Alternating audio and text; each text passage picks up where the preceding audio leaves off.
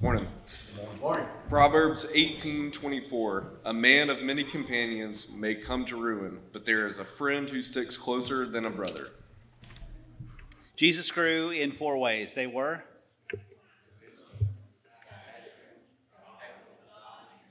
Okay, there you go. We know the first 2 better than the last 2, but that's all right. There was more than one word involved, I suppose. And we've kind of worked through each of these things and what they mean to us. When Jesus grew in wisdom, we thought about how you and I grow in wisdom, and come to find out that one's real simple. It's you ask God, and he gives you wisdom. We talked about how Jesus grew in stature, so we talked about how important it is to have a healthy Christian theology of the body. The body is important. It's not just disposable. We need to respect it and use it well and things like that. Jesus grew in favor with God. That does not mean God liked him more than he used to. Do you remember the whole baptism scene? This is my beloved son with whom I'm well pleased. God always liked Jesus. So what that tells us is that Jesus grew in his appreciation of the grace of God, of the goodness of God, of the love of God. And today, the last on our list, Jesus grew in favor with man. I think you know what that one means, right? He grew relationally, he grew emotionally, he got better with people as he grew up. This sermon's going to be fun. I have a question for you. Do you know why you can't diagnose most 3-year-olds with mental illnesses? Do you know? So Drew was real nice. He says, because their brain hasn't finished developing. That was a real academic answer, Drew. Drew brought that to us from law school. Let me tell you why you can't diagnose a 3-year-old with a mental illness. They have them all. Because when you are 3, you are a terrorist. You are a psychopath. You have ADHD. You have all the things. Being 2 is the definition of bipolar, because one moment everything is great and the next moment nothing is great. That's part of being a little kid. There's a reason. Now, Drew's answer was the right reason. But the reason you can't diagnose little kids with this stuff is because they haven't grown out of it yet.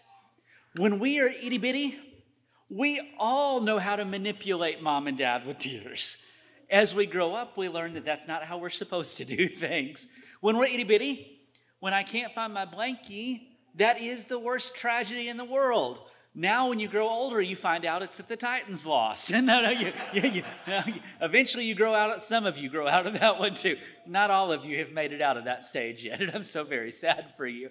As we grow, we kind of learn how to be better at being human. I think this line is so interesting. Jesus grew in favor with man. You know, we know it's part of our job as parents to teach our kids how to human, to how to live, how to work through life. But sometimes we don't realize just how significant that is, even for us as grown-ups. I don't know at what point we became grown-ups, but at some point it happened. Do any of you remember this book? All I Really Need to Know in Life I Learned in Kindergarten. Do you remember seeing this? It was really good. It's been around, I think, since the mid-90s. And there's just some highlights in there. The important skills you need for life, right? Share, play fair, don't hit people, put things back where you found them, clean up your mess, don't take things that don't belong to yours, say you're sorry when you hurt somebody, take a nap, be aware of wonder, flush. Warm cookies and cold milk are really good for you. Man, those are good things you learn in kindergarten, right? How's our world doing learning those lessons?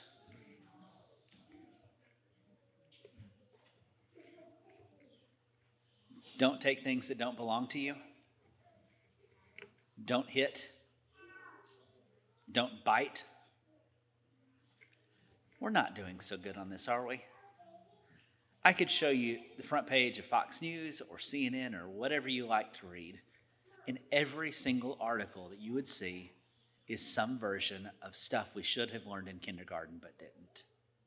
Tell me I'm wrong.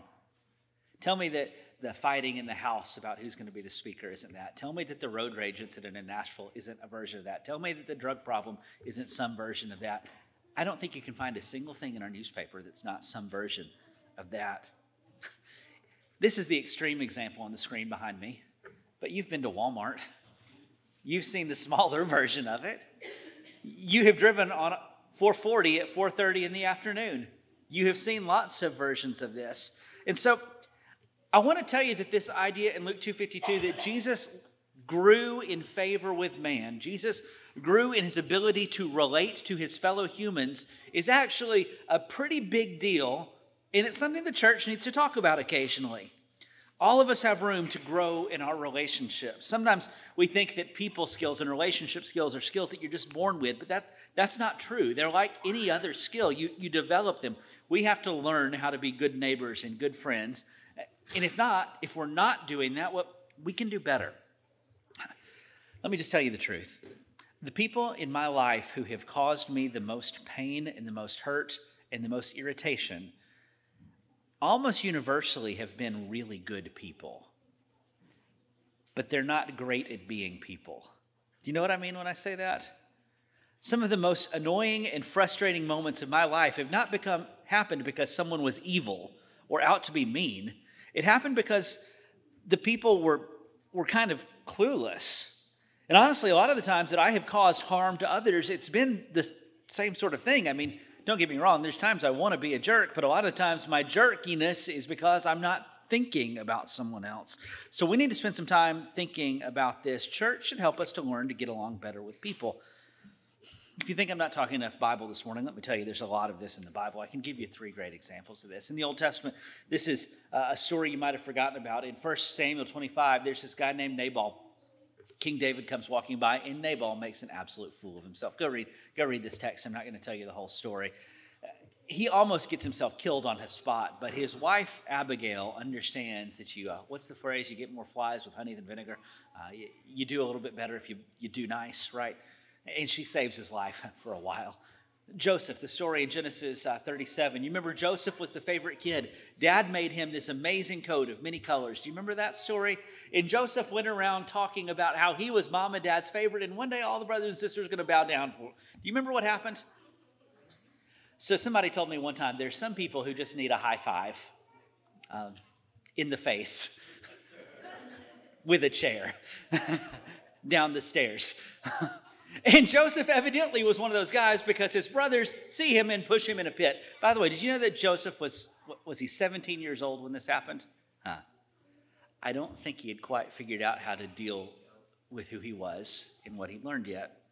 In the New Testament, in Acts 15, there's a story where there's an argument between Paul and Barnabas and John Mark, and it's this thing about who goes with who on this mission trip. I'm not going to go if he goes. And it's not a theological thing. It's a people thing. Honestly, most of the time when we fuss and fight, the thing we fuss and fight about is not the thing we fuss and fight about. Most of what church people think are theological differences actually are personality differences, or actually are the way we understand each other different. So one of the things we need to do is spend some time thinking about what it would look like trying to grow in our relationship skills. And there's a fancy word for this that you should have learned in kindergarten. Anyone ever hear mama talk to you about manners? What are manners, right? Please and thank you and yes, sir, and no, sir. I felt a little silly writing a bulletin article that I wrote a few weeks ago. It had some little reminders for how we act at church. You know, we turn off our phones so that the preacher doesn't call us during church. We don't want the kids to run in the auditorium where they're going to knock somebody over. We flush the toilets. We don't save seats. That way visitors never feel excluded. We don't go through the fellowship meal line first and steal all the food so nothing's left. And I felt a little bit silly writing that article, but what occurred to me was if we don't have a little training in how to human, we're not going to learn how to human, and we've got to get some lessons that way. I need to tell you something that's going to almost sound blasphemous to you, but I'm almost certain this is true. Did you know that Jesus was a 3-year-old? Did you know that? You should. He was born in Bethlehem. It's a cute story. We talk about it at Christmas. We know about when he was 12 later on, but when Jesus was 3, I believe that he was annoying. Hang on.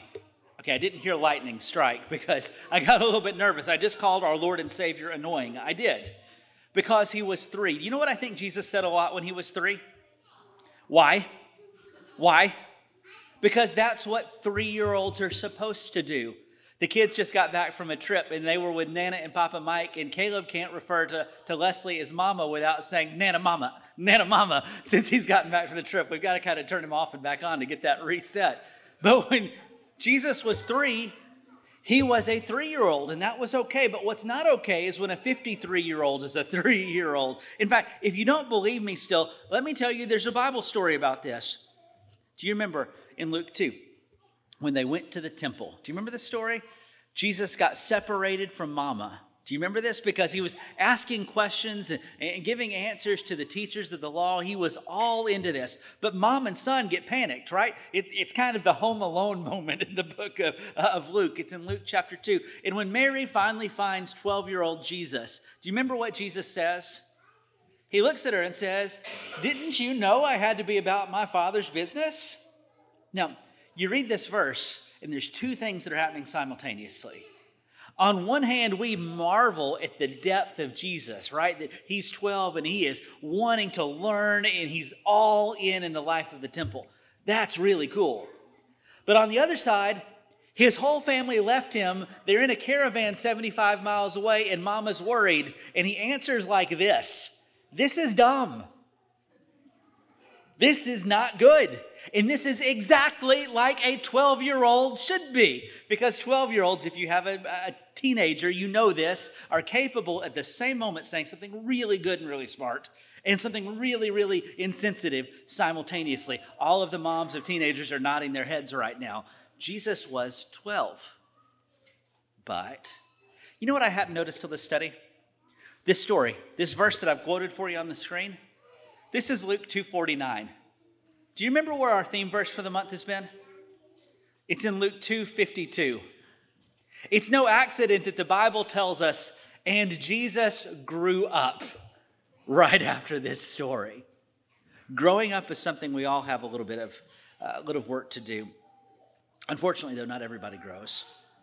One of my many concerns for our post-COVID world is I think that as we distanced and separated and worked from home, I think we've lost some of our human skills. I think we've lost our ability to do things right. You see, we started working from home and we forgot to put on pants anymore, and we forgot how to take out the trash, and we forgot how to interact. One of my real concerns is that we have a generation of kids who went to kindergarten without playing with each other on the mat, and that's where you learn how to play nice and share and not bite. If you don't believe me, go to Walmart. If Christianity is love God and love neighbor, sometimes we actually need to spend some time thinking about what it looks like to love neighbor. And that's simple stuff sometimes. It's not interrupting each other. It's recognizing when a conversation is over. It's smiling. It's not being condescending. It's not domineering a Bible class. It's recognizing that just because I can say something doesn't mean I should say something. I've got some stories to tell you. I've got some stories. This is a story about someone who's been passed away for quite some time. And he was a good dude, absolutely a good dude. And he loved this church and he loved the people in this church. But he got really concerned because he noticed there's a lot of overweight people at church. You see where this story's going, don't you? Some of you look nervous already. This brother, can I emphasize again, he's a good guy. He really and truly was. And I know this story because he told me this story as he was doing it. And I also know this story because of the phone calls I got from the people who are on the other end of this story. He started calling our church members that he thought were overweight and saying, "I'm worried about you. I think if you don't start taking care of yourself and lose some of that weight, you're probably going to die young." How do you think those phone calls went over? Okay, if you don't know that those phone calls didn't go over well, this sermon is for you, because there's no world where that phone call goes over well at all. And look, he meant it so genuinely. But every person who received that phone call was deeply offended. Why would he call me and say this about me? He's just sitting there thinking about how fat I am. Does he think I don't know? He did some real damage while trying to be helpful. He didn't know how to think about how other people would think. Kind of like if you're a 12-year-old and you say to mom, "I don't know why you were worried about me. I just disappeared for 3 days. Of course I was in church." Jesus grew in wisdom and in stature and in favor with God and man.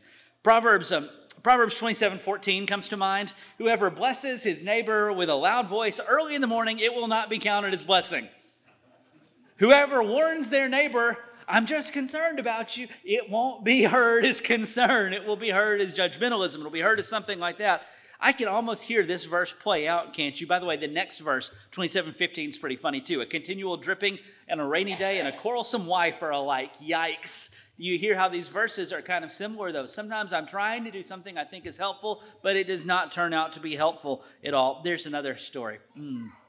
These people don't live in this state, so I can tell you this story, I think, and I don't think they watch online. I was with my friend on a day that it had just started snowing and sleeting, and the ice started to slip.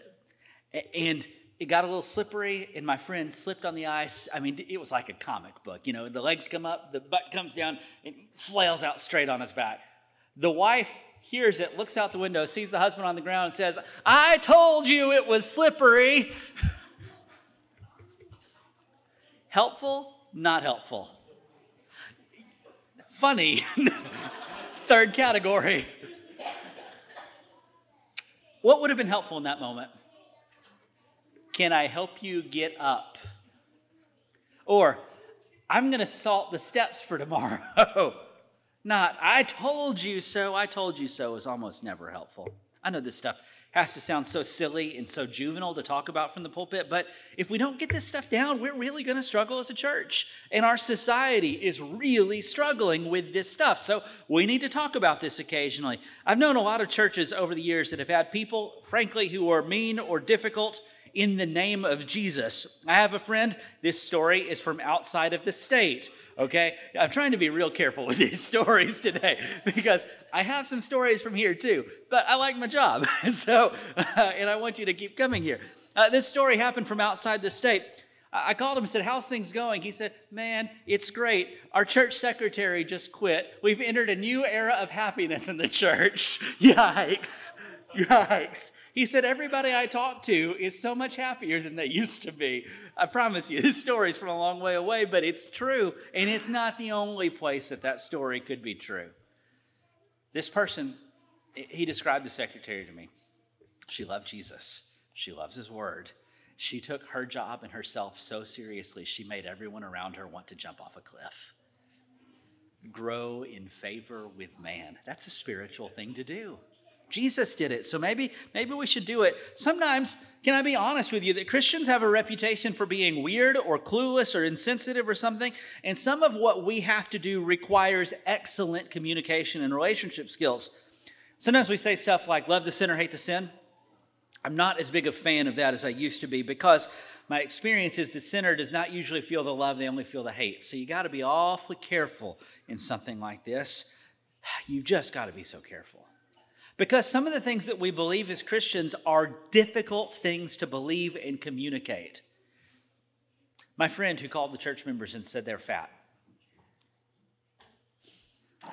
See, I've got to do this part real carefully. Is there a reason to be concerned if one of your brothers or sisters is doing something that harms themselves? Yeah. The problem was he wasn't the right messenger for that message. Leslie can look at me and say, lay off the Doritos, fatty, if she wants. My doctor, he's a jerk. He says things like that fairly often. But you know what? Almost no one else in this room really has the permission to do that. You know what I mean? Is that okay? Is that reasonable? And if you don't think that that's an okay thing, I can say whatever I want to you. Just keep that in mind. And I have a microphone. So, you might really want to watch that.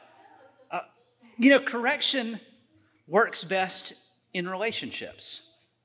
So when I see somebody at Walmart whose parenting style I think isn't helpful, do you know what I say? Nothing. Now, you know what I do say? If I see a kid in Walmart who's about to get hit by a car, I say something. But if I see someone in Walmart who has a bumper sticker that I disagree with, guess what I say? Nothing. Because they don't know me. My correction, my thought, my opinion, no matter how right I am, doesn't help. You see, all of this stuff kind of has to happen in a relationship. Christians have picked up the reputation sometimes as we are the ones shouting at the world. Susan and I were talking before class. Can I tell this story? Is this okay? You know which one I'm about to tell because that might change your answer. That one about Justin. Just kidding. Going to a Titans game years ago. walking across that bridge downtown and seeing the guy standing on a milk crate screaming and shouting about who is going to hell. And the way she told me the story was there was a man and a son walking in front of her, and you can kind of see the little boy get scared and get close to his dad because who's this crazy guy?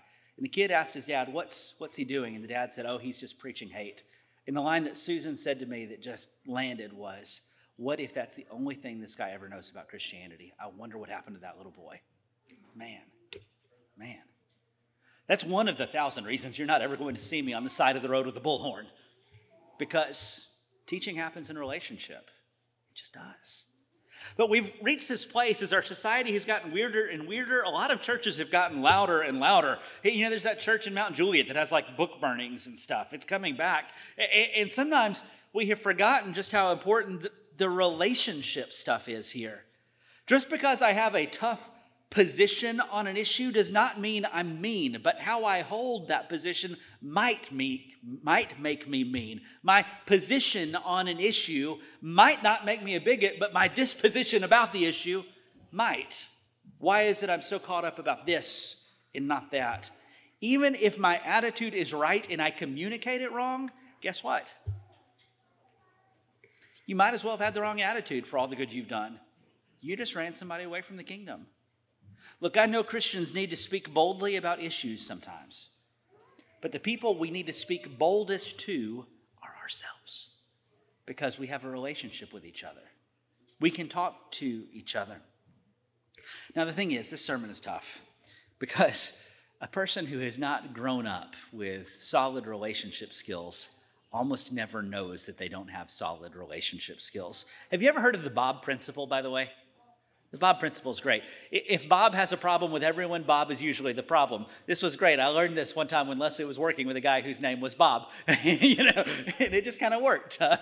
He's definitely not watching the service, so we should be good. But it's just funny to me how easy it is for us to miss this. So here's a word that I want you to think about today. It's not a word that's in the Bible, but it's a word that I think the Bible describes super well. It's the word winsome. Winsome means attractive or appealing in appearance or character. Winsome is somebody that you're going to like. When the text says that Jesus grew in favor with man, he got more likable as he grew up. Does that happen to most teenagers? Yeah, eventually. They say the human brain's not fully developed. Drew, is it 25? Is that the number that I hear now? Something like that? I don't know. What would it look like if we grew up a little bit better? You want some more Bible? Here's some more Bible. Colossians 4, let your speech always be gracious, seasoned with salt, so that you may know how to answer each person. Proverbs 16:24, gracious words are like a honeycomb, sweetness to the soul and health to the body. We live in a world where very few words you encounter sound like this. We live in an outrage culture. We want to be mad and we want to own them libs and we want to do whatever it is we're going to do. We're called to do something different. If it occurs to you that you might be like Bob, who has a problem with everyone, maybe this is the week you think, this is one of those areas I need to grow in. At church, I've always heard us say, you need to know more Bible. Man, that's great. I want you to know more Bible. But I want you to grow in wisdom and stature and favor with God and favor with man, because come to find out, all of the things are connected. I don't know if you actually remember what I preached about a couple weeks ago, but when we talked about the theology of the body, I said one of the reasons your body matters is because a lot of things that you think are spiritual problems are actually physical problems. Your crankiness might not be that you're a bad Christian. It might be you need a nap. That happens. It might be that you're hungry. But listen to this little text in 1 Peter 3. Likewise, husbands, live with your wives in an understanding way. All right. Treat your wives right. You see that? Now look at the end of it, the bottom of the screen, the last two lines. So that your prayers may not be hindered. So if I read this verse right, it says that my prayer life might be in the tank because my relationship with others isn't where it ought to be. Can I check that idea against some other ideas? I can. Do you remember when Jesus said, if your brother has an issue with you and you're standing at the altar, drop your gift, leave it at the altar, go solve the brother issue, then come back? People problems are spiritual problems. So here's the lesson this morning. People problems are spiritual problems. People blessings are spiritual blessings. What do we need to do about this? Man, I can't preach a sermon this morning where I teach us all how to be better humans. I can't take you back to kindergarten, but I think it might not hurt you to go read that book. I think it might not hurt for us to spend some time reflecting about the quality of our relationships and how they work, how we could do a little bit better. We could definitely spend some time working on skill building. There's a lot of relationships I see, frankly, that don't look healthy. And then I look at the parents of both people and realize, well, this is all they've ever known. So, of course, it's not going to be healthy. So we need to talk about what this looks like. But here's where I really want to land, because I don't like to preach a sermon that's just a how-to, you need to do better. I want to be a gospel preacher. So let me tell you something. There have been plenty of times in your life that you have been the annoying one that nobody likes. It has happened to every single one of us. I want you to know this. At that moment, when you are at your most unlovable, guess who loved you? No, guess. Jesus. Jesus loved you. He always has. He always will. And he is the best friend you've ever had. So if you feel a little icky, I want you to turn to him. Or if you're really struggling with that person who needs that pat on the back when they're standing at the top of the stairs, man, there are some slinky people. The only thing they're good for is to watch them bounce, bounce, bounce down the stairs. If you're dealing with one of those people, I want you to remember this. To Jesus, they're not a slinky person. They're a beloved person. Let's stand and sing.